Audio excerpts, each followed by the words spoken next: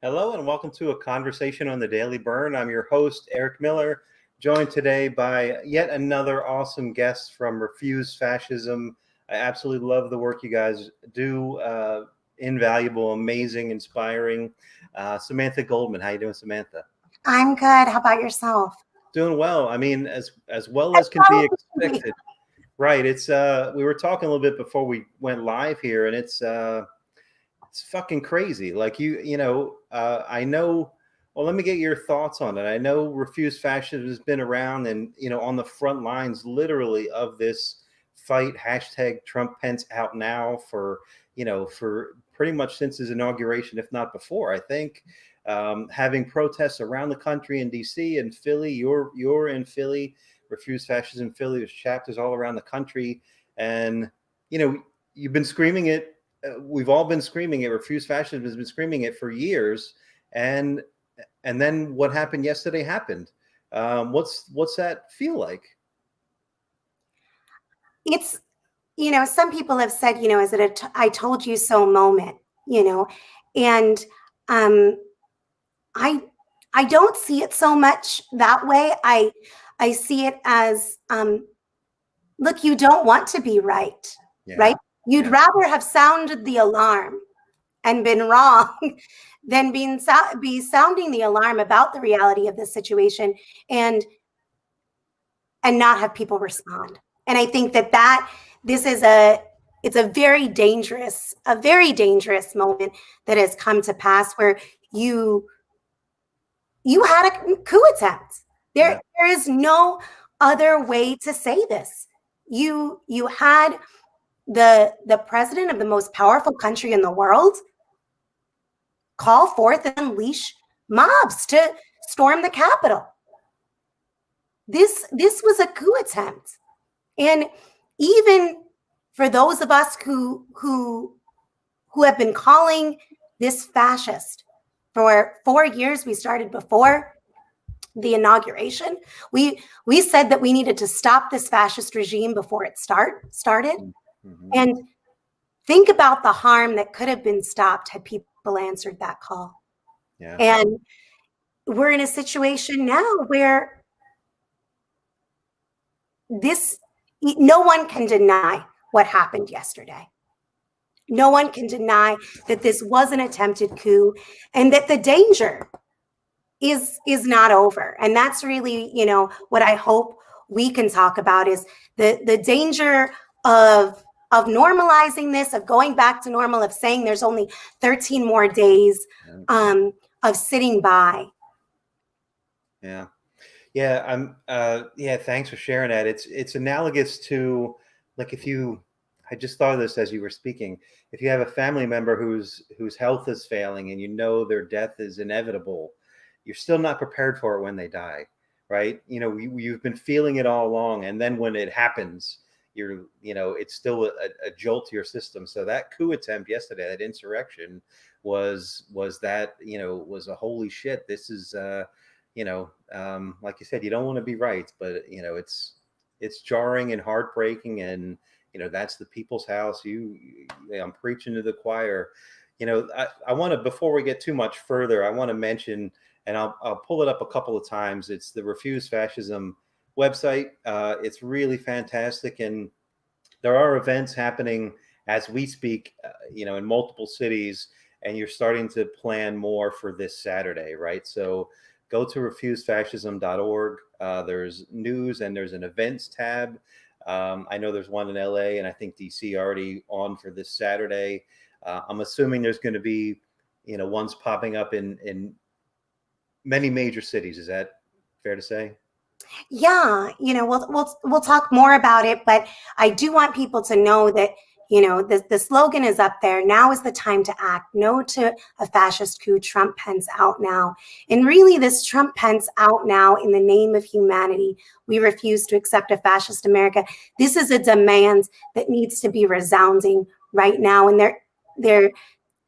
after yesterday, there is increased necessity for all the decent people to act. And so around the country tonight, in Philly, where I am, people protested at 5 p.m. at City Hall, Times Square in New York.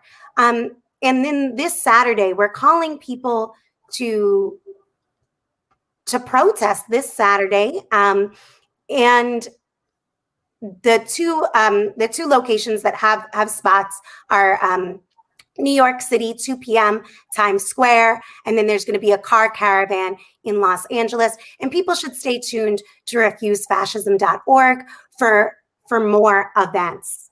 Hear, hear. Yeah, and sign up to the Refuse Fascism newsletter. Obviously, donate. You guys are absolutely amazing on sending out press releases and news, particularly this next upcoming week. I mean, it's going to be fast and furious, so send it out. I also wanted to highlight this. So you just got off an awesome press conference with Dr. Cornel West, Coco Das from Refuse Fascism. A lot of Jodie Sweetin was on this one as well, I believe. So I'm going to put this in the comments. When you're done this, go watch that, because that was. I think you can watch it straight from refusefascism.org as well. Great. I believe it's embedded there, so folks can just go to one place and get it all. Excellent. Cool. And of course, while you're here, make a donation, because these guys really are on the front lines and and doing excellent, amazing, tireless work. So go throw them a donation if you're able. So let me ask a little bit about what we saw. So there were a lot of aspects of it, right? So do you want to talk about the complicity of the police? I think that it was one of the first things, right, that people on social media started talking about was the difference, right, between how never ever there was a commentator that had covered the big protests in around the anti-war protests. Never ever in those massive protests were people ever able to get that close to the Capitol. Ever.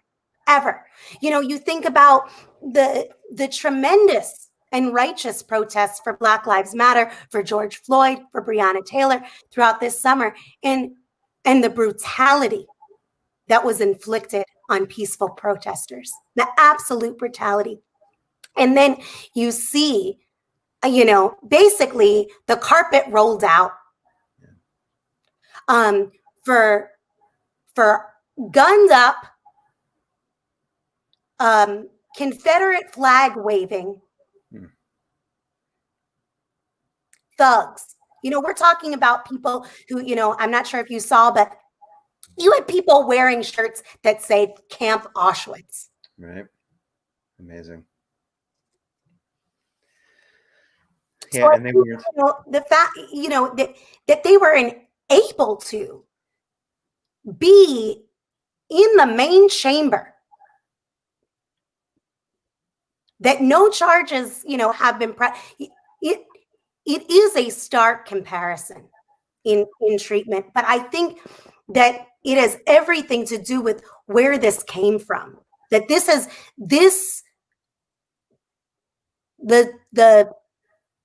the coup of yesterday, right? Of the mobs in the street storming the Capitol, the fascists storming the Capitol.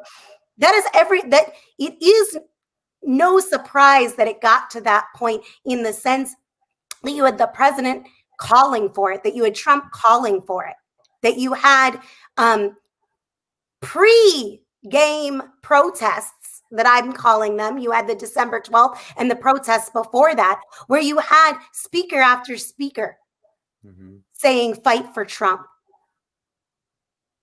where you had, basically people being mobilized throughout this whole election, being told that it was rigged before it even happened.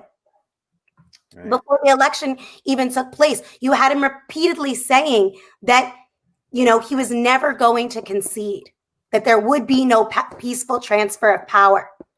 And this is 100%, part of this fascist regime's program. There's what happens inside the halls of power, which we shouldn't lose sight of that either, and the fascist storming the Capitol. Those go hands in hand. The fact that you still have a block of elected officials. You have people in power who continued after fascists stormed the Capitol and drove them out to come back and say, no, you know what? I'm fully in support of this white supremacist, misogynist, xenophobic program. Yeah. And to go against a free and fair election. I mean, that's really what happened. And that's not going to go away without the people struggling. Yeah. Well said. The people have been, falsely equivocating with Black Lives Matter, and it's absolutely maddening.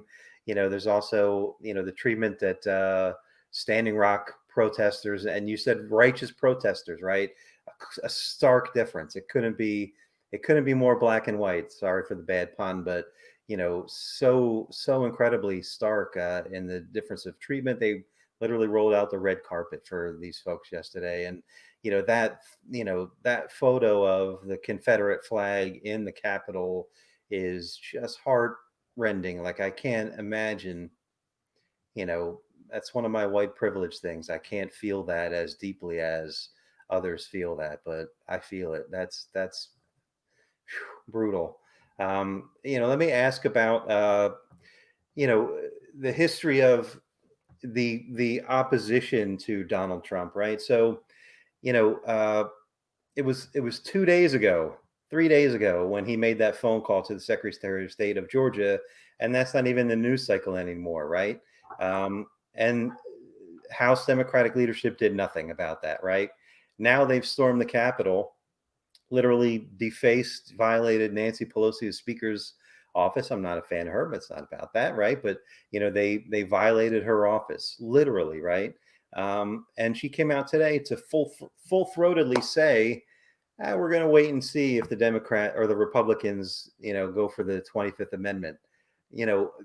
It's a complete abject failure of opposition. What are your thoughts on how the Democrats have handled or mishandled this rise of fascism up to this point? Even it's boiling over. Yeah, I mean, I think that the most important lesson, is that the Democrats refuse to fight this the way that it needs to be fought. They've refused to call it publicly what many have felt privately, which that is fascism. And they've refused to mobilize the one force that could stop it, which is the people. And instead, they've demobilized and paralyzed the people that could and should have been standing up. And we've seen what the result of that is. I mean, the fact that you didn't have the call for his removal when children were being ripped from their families and thrown into cages. Right. You didn't have his removal when he said that the people in Charlottesville who drove a car through peaceful protests were fine people. That wasn't grounds for removal. When the Muslim ban went through, that wasn't grounds for removal. Yeah, day one. And, day one. And each step that call wasn't put out, it became more normalized. And people began to accept the unacceptable. And if people continue to be passive spectators looking on the Democratic Party and waiting to see what they're going to do, just look at what happened yesterday. Mm-hmm. This is what happens when the good people sit back and do nothing. And I'm not saying that it is people's fault. It is the fascist thugs' fault. Let me be very clear. Of course, yeah. But we have a role to play. And our silence is criminally complicit at this point. If we aren't out in the streets screaming on the top of our lungs that he's got to go now, and not just him, but Pence, the whole rotten regime needs to go, we're going to face much more of this. Yeah. These fascist forces, this movement is not going away. And I think that that is something that people really have to fully confront. We now have a block, as I said before, of elected officials who view and act as if the president-elect, Biden, is illegitimate. And you have them working in concert with this armed street fighting force, on call to dominate the public square. And if we don't change the dynamic and get in the public square and start dominating the public discourse, so that the main thing that's seen, heard is Trump, Pence out now, it's going to be their side, the side of white supremacy, of misogyny, of xenophobia, of fascism that gets strengthened. And we're seeing right now just an assault on objective truth and reality. The fact that there was even a question of fraud. No. Yeah.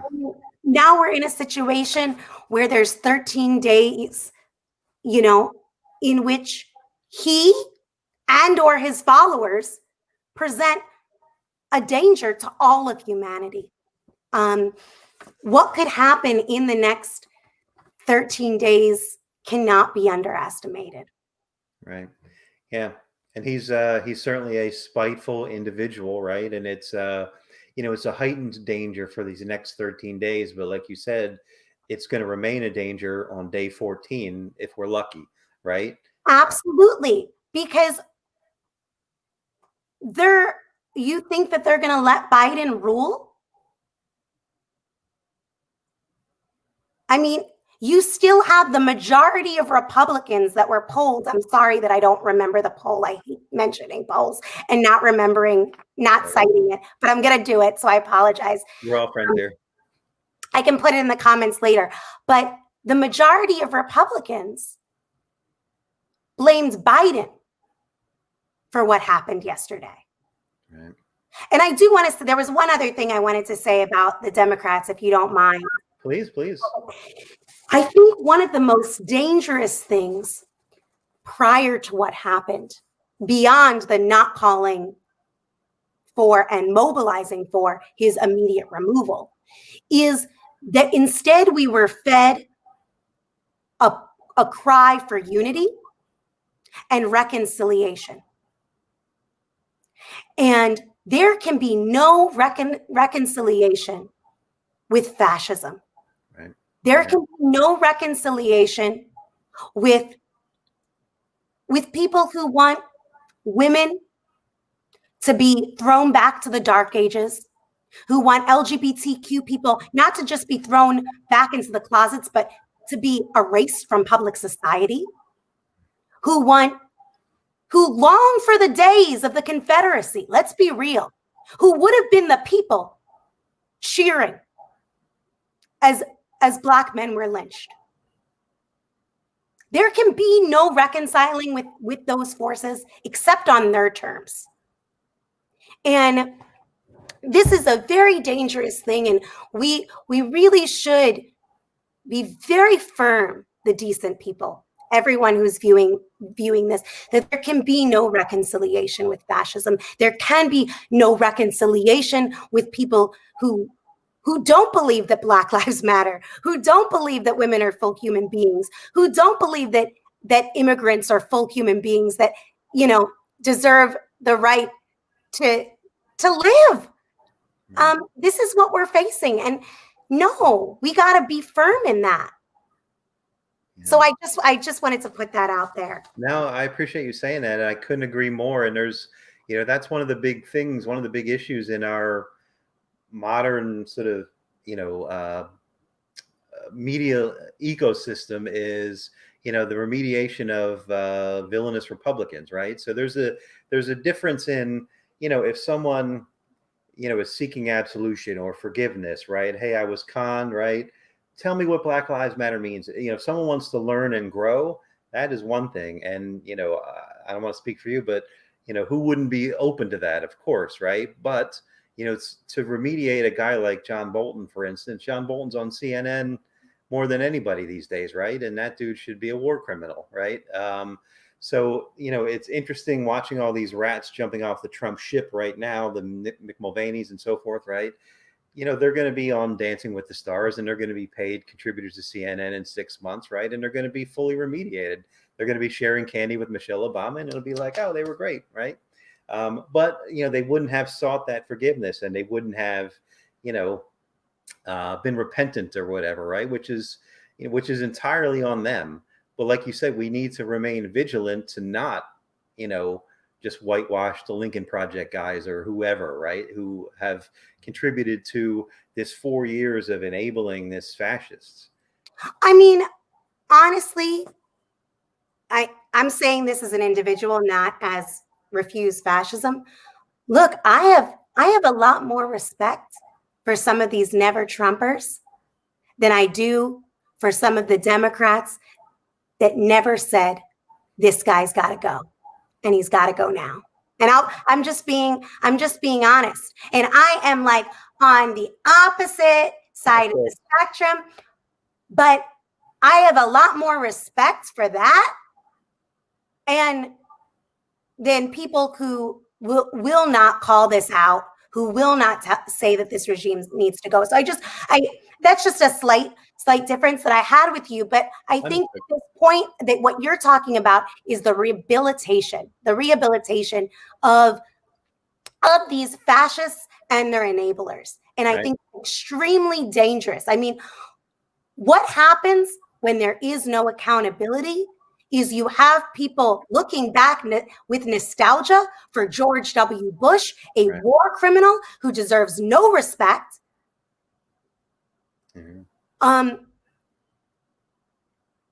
Only the people's contempt. And there should be no rehabilitation of anybody associated in any way, shape, or form with this fascist Trump-Pence regime. How does that come about? How do you get a situation where there is no room for that rehabilitation? I think that's the decent people standing up now. Yeah. And I think that the real question is, are we going to make clear our determination to act and stop this danger? Are we going to unite with people that are different than us and publicly show, yes, with masks and social distancing, our revulsion against Trump, against the past 4 years, and a repudiation of their whole fascist program? From Mike Pence's Christian fascism to the Make America Great White Again of Trump, the whole thing. And are we going to do that nonviolently? Are we going to do this in an ongoing way? In the way that has been so overdue for the past 4 years? Because Biden won, and this mattered. It bought us time. But the streets and the discourse have been dominated by Trump and his followers. And if we continue to cede this public square, we're going to continue to see the consequences like what we saw yesterday. And that's why we called for people to be in the streets tonight across the country. And it's why we're calling on people. Refuse Fascism is calling for safe, social distant, nonviolent protest this Saturday, because it's time for the people to stand up and say no more, no to the fascist coup. Trump, Pence out now. They lost. They need to pack their things. They need to get their boxes. They need to get their packing peanuts, as Michael Rappaport likes to say a lot, and get the tape and go. You're here. Yeah, let me ask your thoughts on this just notion, and it's not something I necessarily ascribe to, but is it possible that the Republican Party, the rank and file voter, got caught up in the con man's con, and the fascistic elements of it are there and the roots and so forth, right? Is it possible that yesterday was the boiling over, right? And after the 20th, they'll stop saying the quiet parts out loud, and they'll just fade back into what it was before Trump or whatever. Any thoughts on that? Maybe yesterday being a fever break. I hear people saying that a lot. I don't necessarily agree with it, but what are your thoughts on that notion? I think that it is a very common notion, and I think it's a very dangerous notion because it negates why they voted for him in the first place. Why did you have 74 million vote for Trump in the first place? Yeah. At its most basic, because he hated the same people that they did. And what does that mean for the future? And if people don't stand up because they think they're going to go away, I think that they underestimate how mobilized these forces are and how they have now been battle tested. They have been hardened through these false as they are grievances, and they are tempered now, and their hatred has grown stronger, not softer. Yeah. And they're organized, and they are in places of power. You have QAnon lunatics in power. Yeah. They have it's not an alternate universe, but it is they are surrounding themselves with these delusions. They have their own school, their own schools, their own churches, their own media, and they're pumping people up with very dangerous conspiracy peddling on top of fueling hatred. And so to think that that's just going to go away is negating how we got here in the first place. And even if the fascists go home temporarily, even if there is a momentary retreat, which I think isn't certain at this point, there still needs to be a powerful revulsion so that they don't come back stronger, and they don't come back more organized, and they don't come back and take power ever again, because they can't be in power ever again. Yeah. And I think it's going to say who we are as a people if we don't show this powerful revulsion at what these people stand for and where they are hell-bent on taking this society. If people do not stand up to say, in the name of humanity, we refuse to accept a fascist America, where does that take the world? And what do we become as a people if we've tolerated this? Yeah. And so I think that the danger is now, and people need to stand up now, to do so safely, but to do so because yesterday in some ways was payment for our failure to do so sooner. Yeah. Oh, great. Yeah, great point. Yeah, the one thing you didn't mention, it was also baked in there, is they've gotten away with everything heretofore, right? So there's been no accountability. So, like you said, they're strengthened, they're tempered was your word, they're emboldened, and they've gotten away with everything so far, right? So, even if Trump is held to account in some limited fashion in the next 13 days, they still gotten away with it up until now, up until whatever that minuscule censure or slap on the wrist will be, right? And that would probably further make him a martyr to those tempered fascists out there in the streets, right? So yeah, this battle certainly does not end on January 20th, whatever reformation it takes at that point. Refuse fascism is not going away, and we, like you said, Samantha, we need all good people now, right? Yeah, I mean, one of the things is, in terms of even going forward, just think about all that's been normalized. Yes. That, yesterday, completely unprecedented, right? But so is I'm not equating yesterday with just another day, but the outrageous has become, just another Thursday or just another Wednesday under Trump. And I think that they've succeeded in denying what no one can deny is fascist behavior towards public officials, towards dissenters, towards elections. And this has science, really, facts, law.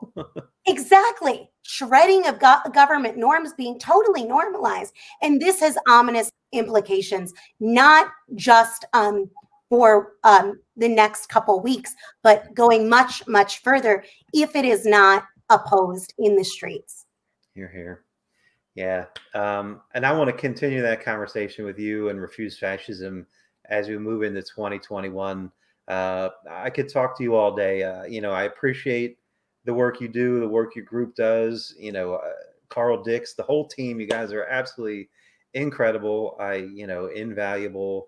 It's refusefascism.org. And since I have you, you have a podcast. So you have the Refuse Fascism podcast. I would be remiss if I didn't plug that. Where can people find the podcast you do? Find Inside with Out Now on Apple Podcasts or wherever you listen.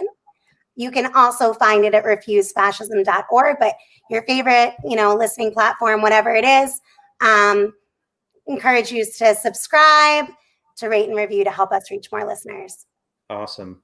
And like I said, I can't gush on you guys enough. I think what you do is amazing. And, there are always events happening in the streets. And, like Samantha's saying, it's we need good people off the sidelines, right? It's not just Trump. It's not going to be gone when Trump is gone, right? There's roots of white nationalism, corporate fascism, and so forth, right? It's all baked into this, right? He was a symptom, not necessarily the cause, right? It's certainly an accelerant and so forth, but it's not going away. So we need all hands on deck these next 2 weeks, of course, and then beyond that, right? This isn't something you can be lulled back to sleep, on. So yeah, thank you for taking the time to chat with me. Thank you, Eric. Really appreciate it. Refusefascism.org. Any final thought before I Saturday, every list that you're on, every social media platform that you're connected with, let people know we got to be in the streets this Saturday. He's got to go, and the whole fascist crew need to go with him. We need to be saying Trump Pence out now. You're going to be able to find a protest near you at refusefascism.org. In New York City, very importantly, 2 p.m. this Saturday, Times Square. Awesome. And if you don't see one on refusefascism.org, you be the one to create the one in your town, right? That's and right. Even if you're not going to one, share it. Get other people to go. Just because you're not going doesn't mean you can't invite people, spread the word, and so forth, right? So there's so many things you can do, and obviously donate, refusefascism.org. So thank you again, Samantha. I look forward to speaking with you soon, and maybe I'll see you out on the streets this Saturday in Philly if we get an event there. So absolutely. Thank you for all the work you do, and I will talk to you again soon. Stay safe. Thank you, Eric. Take care. Thank you. Bye.